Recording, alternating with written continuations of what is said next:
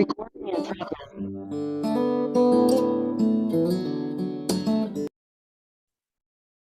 selamat malam dari Pak. Aku lagi ya. Mana kabarnya seminggu ini? Axel, Osem, Darlin. Nah, semoga sukacita ya dalam kondisi apapun. Tadinya mungkin ada teman-teman dari Kevas yang bisa bergabung, cuman mungkin telat ya, nggak apa-apa. Kita mulai dulu aja. Kita sama-sama boleh doa ya. Kita doa, masing-masing boleh berdoa. Ya, kita singkat-singkat ya, mulai persekutuan malam ini ya, gathering malam ini. Semoga Tuhan juga mendapatkan teman-teman kita. Amin. Mari kita doa ya, saudara ya. Tuhan Yesus, oh Tuhan Yesus, Tuhan, oh kami berseru padamu malam ini. Kami berdoa supaya Engkau boleh memenuhi kami Tuhan. Tuhan singkat malam ini juga kembali membawa kami tinggal dalam Engkau. Oh, melihat bagaimana Dikau penuh dengan belas kasihan. Kami malam ini mengucap syukur. Hatilah Axel, Darlin, Samuel, Maria, diriku juga teman-teman yang lain yang segera bergabung. Tuhan, dapatkanlah kami Tuhan. Kami cinta padamu. Amin. Ya, kami cinta padamu. Amin. Kami mengasihi firman-Mu. Mengasihi gereja-Mu. Malam hari ini kami berkumpul. Tuhan berkati kami. Bila jumlah kami yang tidak banyak ini pun tetap hadir. Ada hadirat Tuhan tengah-tengah kami Tuhan. Amin. Amin. Tuhan, kami datang padamu malam hari ini. Kiranya melalui persekutuan kami juga kembali dikuatkan. Melalui firman yang kami nikmati, kami juga semakin datang kepadamu. Amin.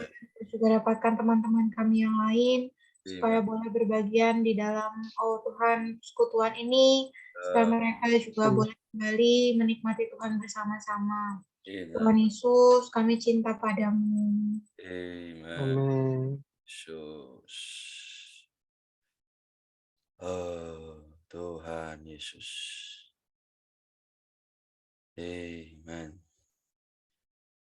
Axel, Darlin mau doa? Oke. Mungkin belum leluasa ya, enggak apa-apa. Kita sama-sama ini ya, nyanyikan satu kidung dulu. Kita mulai persekutuan malam ini ya. Amin. Jadi kita angkat tema atau topik yaitu jangan menangis ya, dari pembacaan Alkitab kita dalam Lukas 7 ayat 13.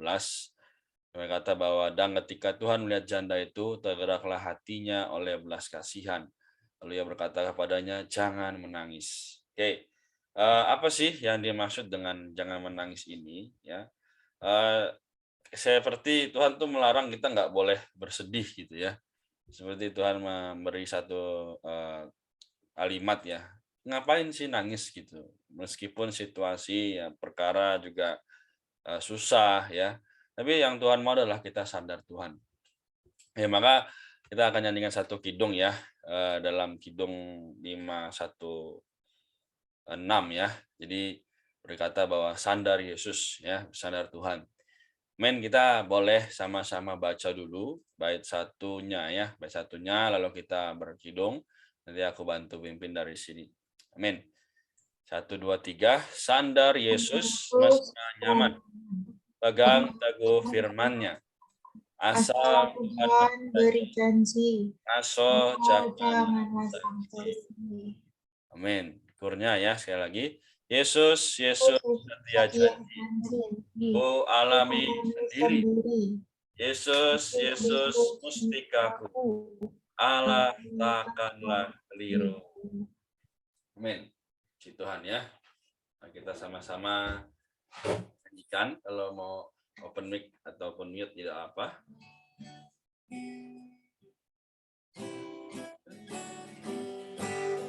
Sandar Yesus mesra nyaman,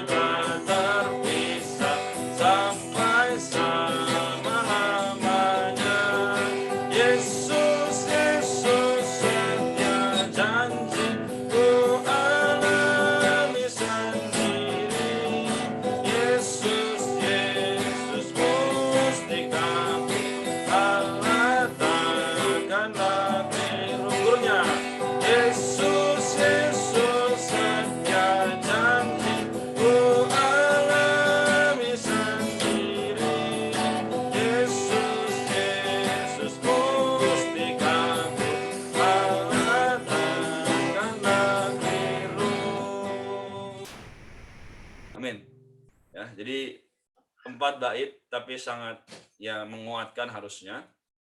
Pertama di tengah-tengah kondisi yang tidak menentu ini ya. Axel ya mau juga kembali masuk ke pelatihan ya bulan Juli. Ya, Darlin juga skripsi ya. Samuel, Kak Maria juga diriku ya, kita sama-sama dan pergumulan masing-masing. Ya, tapi kenapa Tuhan berkata jangan menangis ya. Jadi dari keempat bait ini ya kita bisa lihat di bait yang pertama katakan bahwa pegang teguh firman-Nya ya. Asal Tuhan beri janji ya ngaso. Yang ngaso ini kita seperti beristirahat ya, dapatkan berhentian ya. Janganlah kita menjadi sanksi atau kita ragu ya. Di bait yang kedua dibilang bahwa kita perlu mengalami kuasa darah ya. Jadi darah Tuhan memang telah tercurah 2000 tahun yang lalu, tapi darah Tuhan ini mustika dan berkhasiat sampai hari ini ya. Nah, lalu iman sederhana ya, kita dengan iman yang sederhana aja ya, iman yang percaya. Iman yang tak sadar ya bahwa Tuhan sanggup memulihkan, Tuhan sanggup memberi kekuatan, maka semua sakit sirna. Sakit ini bukan hanya sekedar sakit jasmani, tapi juga mungkin kita ada sakit hati, kita ada kecewa, kita ada khawatir ya. Maka kita juga tahu dalam hidup gereja hari ini Tuhan menjadi segala ya. Kalau di bait 3 dibilang apa? Dosa diri itu boleh terhempas. Kenapa? Karena sebenarnya menjadi penghalang antara Allah dan kita yang menyebabkan kita sering ya duka, sering ya kecewa ya karena ada dosa, juga ada diri kita yang masih mau berusaha mengerjakan segala sesuatu. Tapi kemudian dikatakan apa? Dari Tuhan kita menerima anugerah ya, hayat, girang juga perhentian. Nah, Besari memang dalam penghidupan kita tidak memungkiri bahwa adanya rasa enggan ya, ketika udah capek, udah lelah ya, bahkan udah jenuh, masih disuruh datang kepada Tuhan. Nah, ini gimana dapetin perhentian coba ya. Tapi di bait yang keempat dibilang apa? Ku bersandar pada Yesus ya. Penebusku, mustikaku. Sehingga kita boleh ya dengan Tuhan tidak terpisah. Ketika kita dengan Tuhan tidak terpisah, maka ya kita bisa mengalami sendiri ya kesetiaan Tuhan, ya janjinya, ya bukan hanya sekedar kita menjadi orang Kristen, tapi juga menjadi dorongan bagi kita untuk lebih mengasihi Tuhan. Amin. Sampai sini ada lagi enggak yang mau bersekutu atau membagikan dari apa yang kita nyanyikan ini?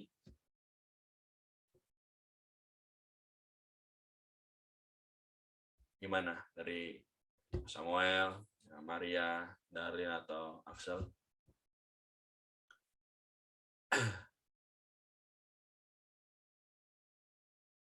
Oke. Amin. Ya, Yesus itu setia janji. Dikatakan Yesus setia janji, tapi gimana ya? Janji itu kan enggak semua, belum semua digenapi gitu. Ya janji itu Tuhan akan genapi karena dia itu setia. Tapi kadang itu ada pengalaman kita itu yang kita nggak tahu, yang mana Tuhan tuh mau nepatinya kapan, ya kan? Tuhan mau jawab itu kapan? Ya di masa-masa itulah ya gimana kita itu, ya kayak pengalamanku ya, Tuhan kan setia janji ya. Tuhan nggak akan bikin anaknya itu kekurangan, ya kan, cukup lah. Ya tapi sometimes aku nggak bisa lihat gitu. Jadi orang yang kurang iman, ya kan. Ya, tapi ya lagu ini perlu menyadarkan kembali ya, bahwa perlu menjadi orang itu yang terus bersandar pada Tuhan. Ketika kondisi udah hopeless, ya kan. Tetapi di mana Tuhan itu di situasi itu dia genapin janjinya, baru merasa oh iya di sini ada ada Tuhan gitu loh. Tuhan itu setia janji gitu. Tetapi kalau dilihat di belakang, ngapain aku sampai jadi orang yang nggak percaya, ya kan, sibuk sendiri, jadi orang yang berusaha sendiri gitu loh. Karena Indian bahwa Tuhan itu tetap menggenapi janjinya gitu. Cuma aku sampai stres sendiri, banyak pikiran, banyak khawatiran kan gitu. Ya, tapi ya itulah mungkin juga pengalaman banyak dari kita ya. Udah bergumul, udah stres, udah sampai gimana, Tuhan tetap setia, Tuhan genapi janjinya. Amin. Amin. Tuhan. Thank you, Sam. Ada lagi yang lain?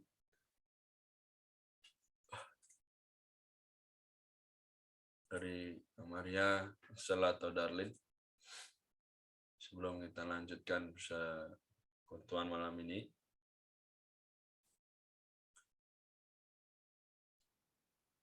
Sebelumnya suara aku jelas ya harusnya ya.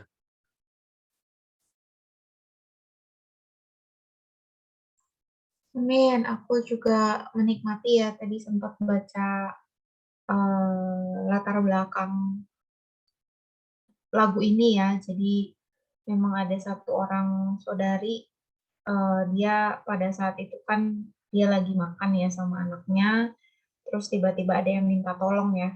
Lagi tenggelam sih ceritanya ya. Terus pas si perempuan ini mau coba bantu anaknya, ternyata anak yang mau dibantu ini tanpa sengaja ngedorong dia gitu masuk ke dalam air ya. Jadi di situ mungkin kayaknya dia bertanya-tanya ya, kenapa kok aku mau tolong tapi maksudnya aku mau tolong tapi kok kamu malah jatuhin aku gitu. Maksudnya ini juga kan adalah perkara kepercayaan ya. Kadang Tuhan memberi dirinya itu sebagai satu sandaran ya buat kita sebagai persona yang bisa dipercaya ya.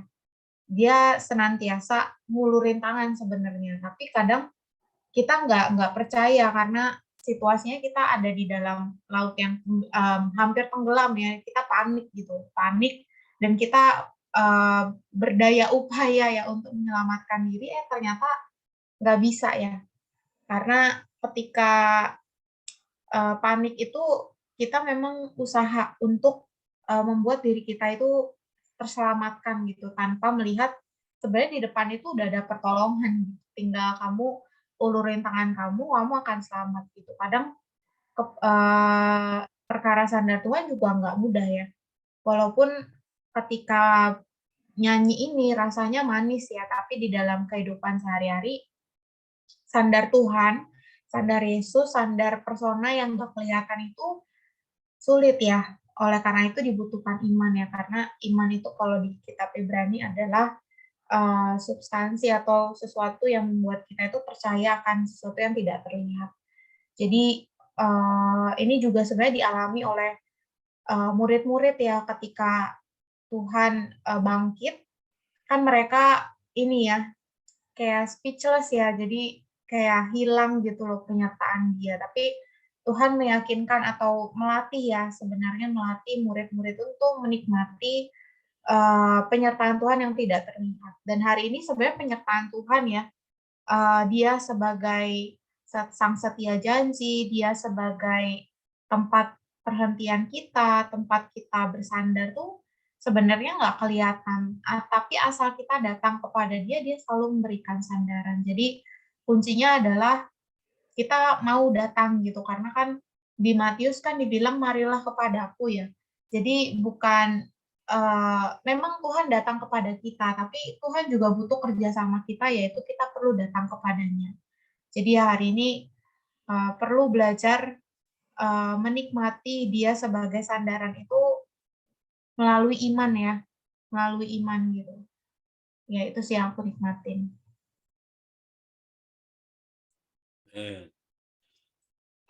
Puji Tuhan. Oke. Ada tambahan dari Axel atau Darlin?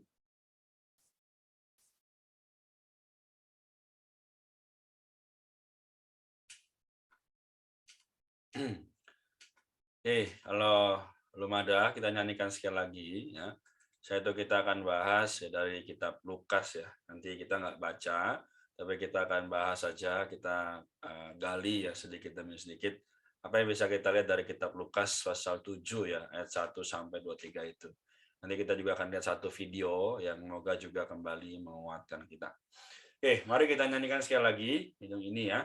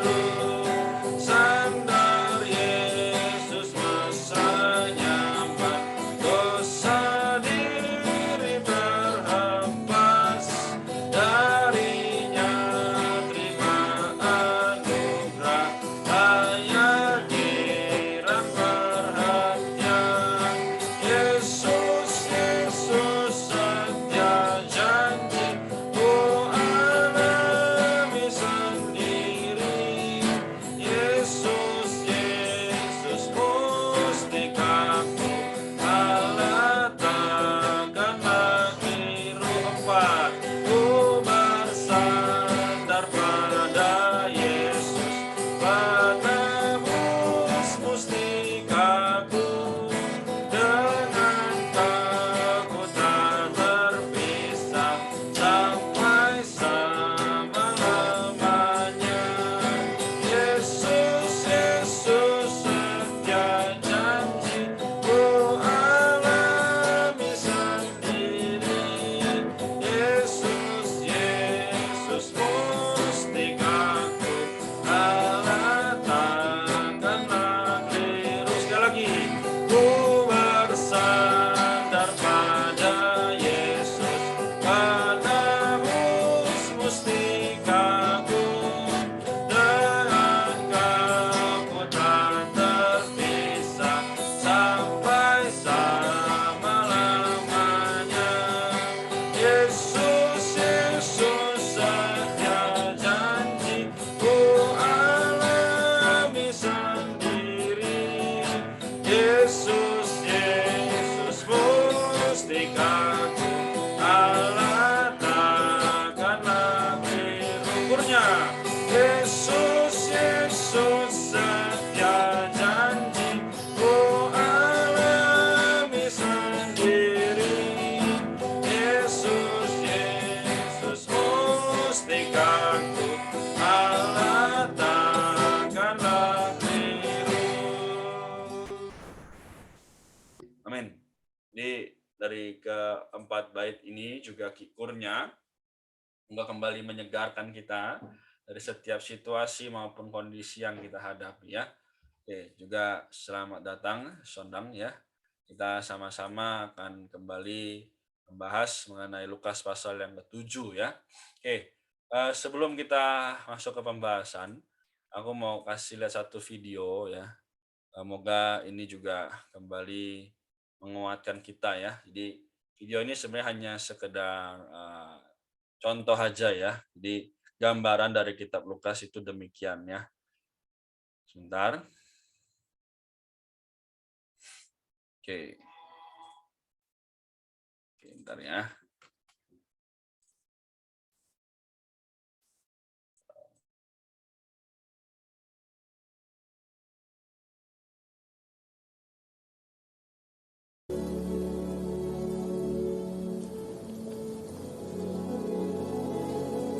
Setelah Yesus selesai berbicara di depan orang banyak, masuklah ia ke Kapernaum. Di situ ada seorang perwira yang mempunyai seorang hamba yang sangat dihargainya. Hamba itu sedang sakit keras dan hampir mati. Ketika perwira itu mendengar tentang Yesus, ia menyuruh beberapa orang tua-tua Yahudi kepadanya untuk meminta supaya ia datang dan menyembuhkan hambanya. Mereka datang kepada Yesus dan dengan sangat mereka meminta pertolongannya, katanya, "Ia layak engkau tolong, sebab ia mengasihi bangsa kita, dan dialah yang menanggung pembangunan rumah ibadat kami." Lalu Yesus pergi bersama-sama dengan mereka. Ketika ia tidak jauh lagi dari rumah perwira itu menyuruh sahabat-sahabatnya untuk mengatakan kepadanya, "Tuan, janganlah bersusah-susah, sebab aku tidak layak menerima Tuan di dalam rumahku. Sebab itu aku juga menganggap diriku tidak layak untuk datang kepadamu. Tetapi katakan saja sepatah kata, maka hambaku itu akan sembuh. Sebab aku sendiri seorang bawahan, dan di bawah aku ada pula prajurit. Jika aku berkata kepada salah seorang prajurit itu, 'Pergi,' maka ia pergi. Dan kepada seorang lagi, 'Datang,' maka ia datang. Ataupun kepada hambaku, 'Kerjakanlah ini,' maka ia mengerjakannya." Setelah Yesus mendengar perkataan itu, ia heran akan dia. Dan sambil berpaling kepada orang banyak yang mengikuti dia, ia berkata, "Aku berkata kepadamu, iman sebesar ini tidak pernah aku jumpai, sekalipun di antara orang Israel." Dan setelah orang-orang yang disuruh itu kembali ke rumah, didapatinyalah hamba itu telah sehat kembali.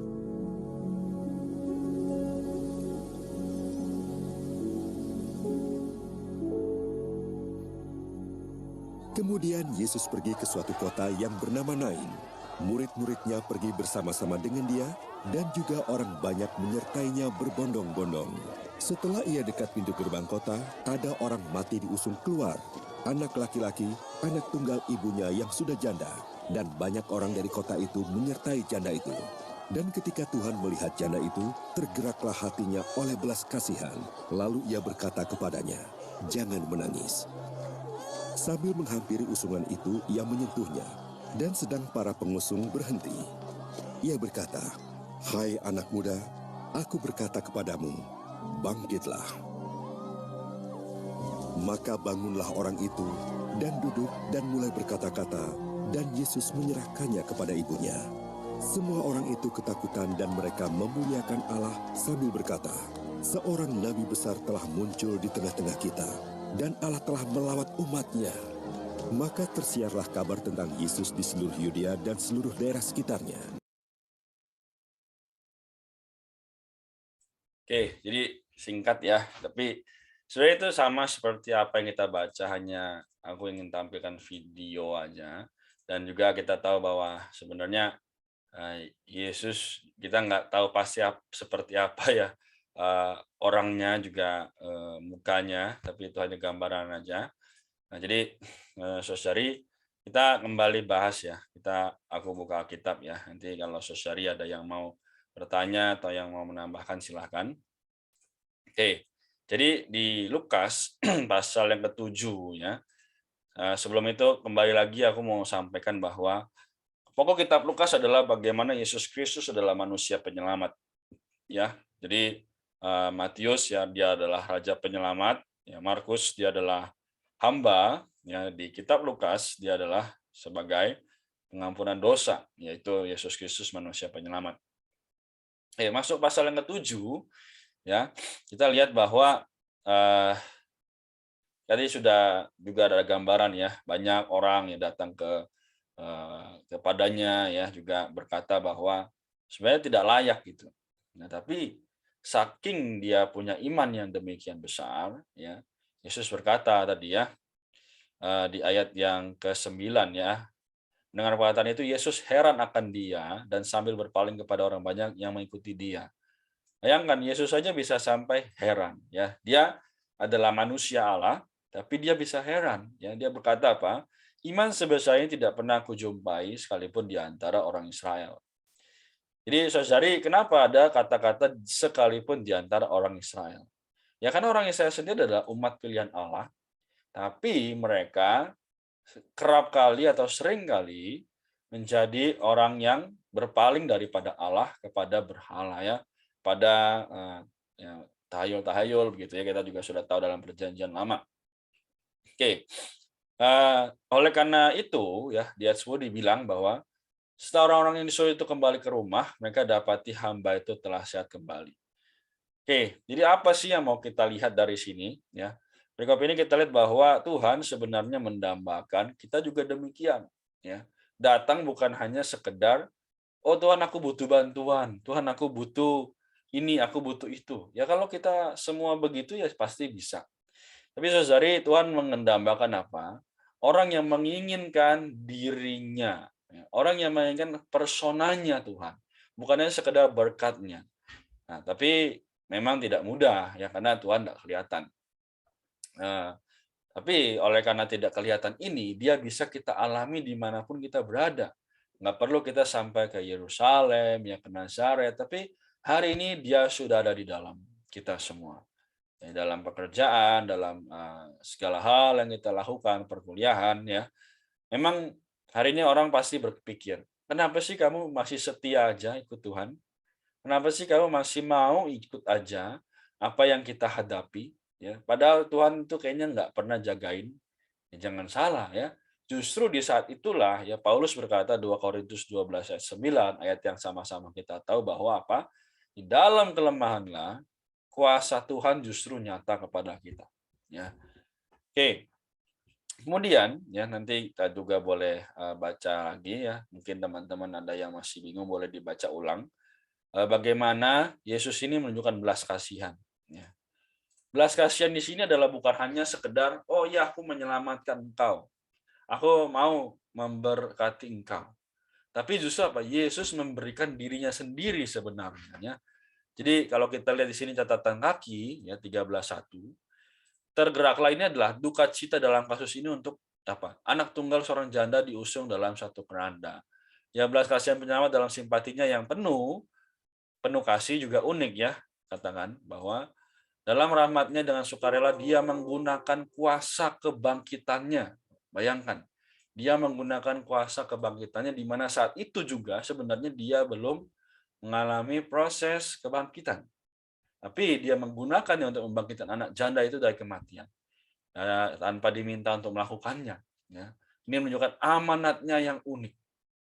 Nah, sekarang kita punya amanat ya masing-masing dari Tuhan ya, memberikan kepada kita karunia kuasa ya, memberikan kepada kita amanat ya supaya menjadikan semua bangsa murid-murid. Ya, entah itu teman kita, entah itu murid kita, entah itu ya keluarga kita, siapapun itu, ya asalkan dia mau kita ajak bicara tentang rohani, kita harus gunakan itu kesempatan ya. Karena apa? Sekali lagi tidak mudah untuk mencapai kehendak Allah ini karena perlu belas kasihan. Pertanyaannya sekarang, apakah kita sudah punya mercy ya? Apakah aku juga sudah punya belas kasihan? Ya di mana hari ini orang banyak ya mengejar ya kita tahu semua ya, harta, pendidikan, jabatan. Memang nggak bisa dipungkiri itu semua berkutat dalam diri manusia. Namun apa?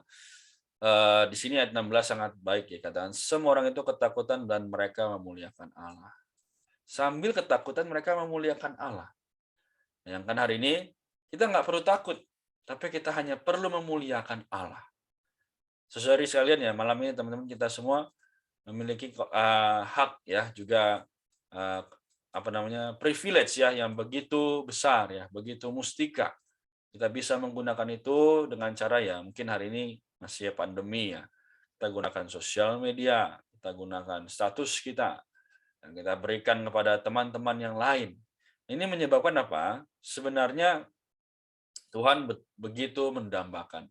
Tadi kidung yang kita nyanyikan juga baik ya, bahwa ketika kita sadar Tuhan, kita memilikinya, maka itu akan menjadi dorongan bagi kita semua untuk memiliki kehidupan yang intim ya, bukan hanya dangkal, tapi juga begitu dalam ya, begitu sampai tidak bisa kelihatan lagi dasarnya. Ya karena kita dengan Tuhan itu sudah menjadi seperti tidak bisa dipisahkan ya.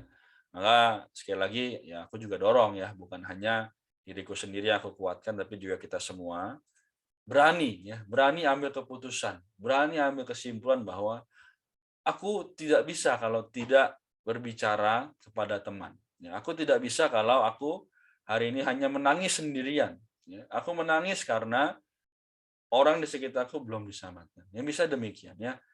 Nah, moga melalui ini ya aku buka hanya sedikit, nanti teman-teman mau lanjutkan ya saudari, ada yang mau menambahkan atau bertanya silakan. Kita maksimal sampai jam 9. Amin. Puji Tuhan. Ada yang mau menambahkan atau bertanya? Menarik ya, kalau kita lihat ya. Tuhan itu banyak melakukan mujizat ya kan. Dia menyembuhkan orang sakit, dia membangkitkan orang mati, ya kan. Dia menunjukkan belas kasihannya, ya kan. Ini kok Tuhan ini baik gitu loh. Tetapi kita sebagai orang, ya, kita itu bisa melihat satu, Tuhan itu baik. Kita melihat personanya Tuhan. Dua, kita melihat mungkin ada orang yang melihat, oh Tuhan ini ajaib, Tuhan ini Almighty God gitu kan, Tuhan yang maha kuasa segala macam ya. Tetapi sedikit orang yang melihat bahwa purpose-nya Tuhan melakukan ini itu apa, gitu loh. Tuhan banyak orang hanya sampai pada aku mengucap syukur, aku percaya Tuhan yang seperti ini, Tuhan yang seperti ini, apresiasi terhadap Tuhan. Bukan nggak bagus ya, bukan nggak baik ya, itu sangat baik ya. Tetapi di kitab Lukas ini ya, tadi yang Renat highlight ya kan, ternyata Tuhan itu ketika dia mau melakukan sesuatu, dia itu bukan sembarangan gitu. Tetapi Tuhan itu ada tujuannya. Tujuannya apa? Yaitu supaya semua orang itu apa? Semua orang itu takut dan mereka itu memuliakan Tuhan gitu loh. Tuhan mau mendapatkan orang-orang yang takut akan Tuhan. Tuhan mau mendapatkan orang-orang yang bisa menjadi ekspresinya, yaitu mereka bisa memuliakan Tuhan gitu. Ya, memuliakan Tuhan bukan cuma menyembah Tuhan, oh Tuhan itu luar biasa, bukan begitu gitu. Tetapi mereka itu ada diri Tuhan itu yang tertampil gitu loh. Nah ini lihat, wah bagus sekali ya ternyata ya. Jadi kitab Lukas itu bukan cuma ya betul gitu, menunjukkan bahwa dia adalah manusia penyelamat. Dia adalah manusia, banyak menunjukkan sisi manusianya dia, bagaimana dia punya belas kasihan. Tapi bukan nggak ada tujuan. There is a purpose behind that. Gitu. Tuhan nggak sembarangan ya kan. Makanya mungkin dari lagu tadi ya, kita juga ya kan. Kenapa kok Tuhan itu biarin kita menangis? Ya. Tuhan itu setia janji, tapi nggak. Kenapa kok nggak langsung kasih aja gitu? Misalnya gimana? Misalnya yang lagi skripsi ya kan, wah aku mau skripsiku lancar gitu. Tetapi kok nggak segampang itu gitu. Padahal aku juga udah berdoa. Karena Tuhan itu mau ada sesuatu yang Tuhan mau katakan di balik hal itu gitu. Nggak nggak nggak apa ya, nggak gampang. Oh Tuhan mau, aku juga berdoa, terus semuanya lancar gitu. Tuhan membiarkan situasi demi situasi ya kan. Ya. Ini adalah karena Tuhan mau berbicara sesuatu. Tuhan ada tujuan. Men, puji Tuhan. Amen. Thank you, Samuel. Ada lagi yang mungkin mau menyampaikan apa yang didapat atau bertanya?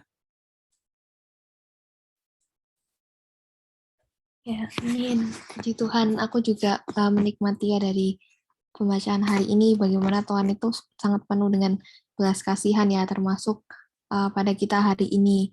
Aku juga berpikir gitu kayak mungkin anak-anak muda di luar sana lagi menghabiskan waktunya untuk hal-hal yang lain atau bahkan belum pernah mendengar firman Tuhan seperti kita ya. Kita kan wadah dan sarananya udah banyak gitu ya. Ada PFY, ada juga pembacaan Alkitab setiap hari kelompok, ada doa bersama dan lain sebagainya. Itu juga satu belas kasihan ya dari Tuhan, di mana kita hari ini adalah orang-orang yang terpilih yang sudah dipanggil Tuhan gitu untuk bisa ya datang ke Tuhan tiap hari untuk menikmati Dia. Itu juga satu belas kasihan yang besar ya. Mungkin walaupun dengan kita melakukan itu tetap banyak masalah dalam hidup kita, tetap ada banyak hal-hal yang ya kita nggak kehendaki lah dalam kehidupan kita, tapi di balik itu semua ya Tuhan sudah punya sesuatu yang lebih baik untuk kita gitu, untuk yang pastinya ya menambahkan diri Tuhan sendiri ke dalam kita. Amin. Amin. Oke, thank you Darlene ya, baik sekali. Jadi memang tidak semua orang bisa mendapatkan hak ini, ya, maka kita yang punya jangan lupa membagikannya. Terima kasih. Ada lagi yang lain dari Maria, Axel atau dari Sondang?